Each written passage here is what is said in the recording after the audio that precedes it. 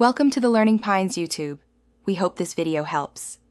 You start by installing Qt6 and the toolchain you will compile with. This ensures matching libraries and compiler ABI. Once done, install Visual Studio Code plus the C/C++ and Qt extensions so VSCode understands headers and mock. Make sure CMake or QMake is on path and Qt_dir is set.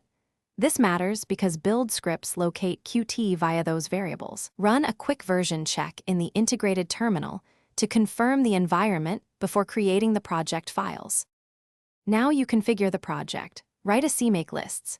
TXT that finds package, Qt6 components widgets core GUI required, and links targets. This automates mock and RCC when you enable automock/autouic. Next, set up VSCode tasks. JSON to call CMake build and a launch. JSON to attach the debugger to the compiled executable. Make sure include paths and compile flags match your compiler. If you prefer QMake, create a profile and point tasks to QMake then make. This finish by launching and debugging inside VSCode.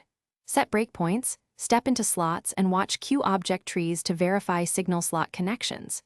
If the app fails at runtime, check that the compiled binary uses the same compiler runtime as the Qt libraries and that Qt DLLs so files are discoverable via path or rpath. Mismatches cause missing symbol errors.